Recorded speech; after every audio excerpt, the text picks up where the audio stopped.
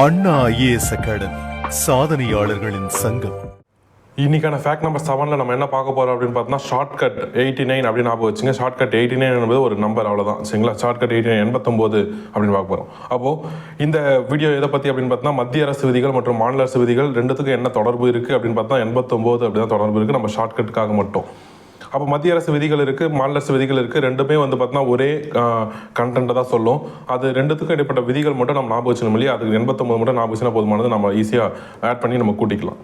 முதல் விதி வந்து பார்த்தீங்கன்னா ஆர்டிகல் 79 பார்லிமெண்ட்டை பற்றி சொல்லும். பார்லிமெண்ட் வந்து பார்த்தீங்கன்னா சென்ட்ரலில் மத்திய அரசுடைய முக்கியமான சட்டமன்றம்னு சொல்லலாம் இல்லையா, மத்திய சட்டமன்றம்.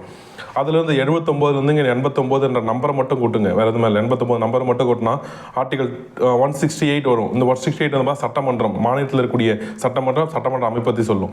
அதே மாதிரி ஆர்டிகல் 80 ராஜ்யசபா பற்றி சொல்லும் சரிங்களா. ஆர்எஸ்னா ராஜ்யசபா பற்றி சொல்லும். அதுலேருந்து 89 நீங்கள் கூட்டினீங்கன்னா இங்கே ஆர்டிகல் 169 வரும், சட்ட மேலவை உருவாக்கம் மற்றும் கலைத்தல் அப்படின்னு நம்ம வரும் சரிங்களா. அப்போது மேலே வந்து பார்த்தோம்னா மத்திய சட்டமன்றத்தில் மேலவை என்று சொல்லக்கூடிய விஷயம் ராஜ்யசபான்னு சொல்லுவாங்க. அதே மாதிரி தான் மாநிலத்தில் சட்ட மேலவை வந்து பார்த்தோம்னா நம்முடைய மேலவை அப்படின்னு சொல்லி பொதுவாக மேலவைன்னு சொல்லக்கூடிய சட்டமன்றத்தில் சட்ட மேலவைன்னு சொல்லுவாங்க.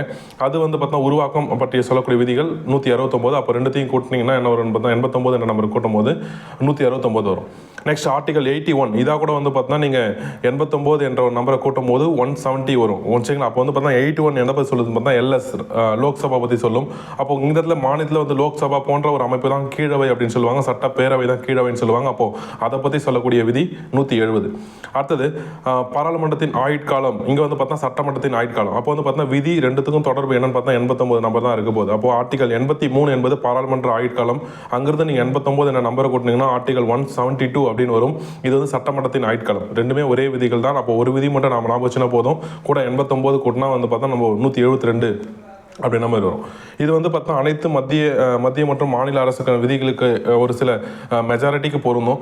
ஆனால் நம்ம இங்கே கொடுத்தது எல்லாமே வந்து பார்த்தா முக்கியமான விதிகள் மட்டும் தான் கொடுத்துருக்கோம். நம்ம தேர்வு நோக்கில் குரூப் 4 தேர்வு நோக்கில் முக்கியமான விதிகள் மட்டும் தான் கொடுத்துருக்கோம். அதை மட்டும் ஞாபகம் வச்சுக்கலாம்.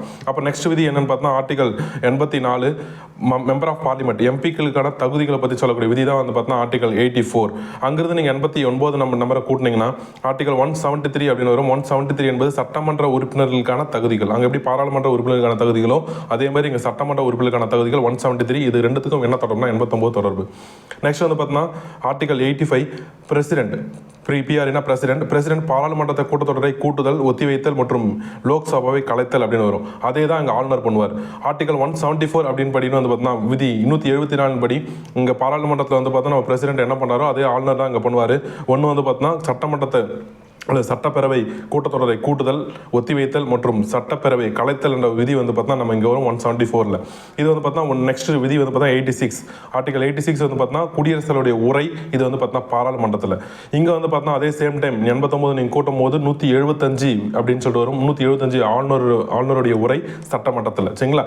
நெக்ஸ்ட் வந்து பார்த்தா ஆர்டிகல் 88 வந்து பார்த்தீங்கன்னா அட்டார்னி ஜெனரலுடைய உரிமை. எதோட உரிமைன்னு பார்த்தீங்கன்னா பாராளுமன்றத்தில் அட்டார்னி ஜெனரலுக்கு இருக்கக்கூடிய உரிமை வந்து 88 பற்றி சொல்லும். அதுலேருந்து நீங்கள் 89 கூட்டினீங்கன்னா 177 அப்படின்னு வரும். 177 என்பது அட்வொகேட் ஜெனரலுடைய உரிமை. அட்வொகேட் ஜெனரல் எங்கே உரிமை அப்படின்னு பார்த்தீங்கன்னா மாநில சட்டமன்றத்தில் இருக்கக்கூடிய அவருக்கான உரிமை பற்றி சொல்லக்கூடிய விதி தான் 177.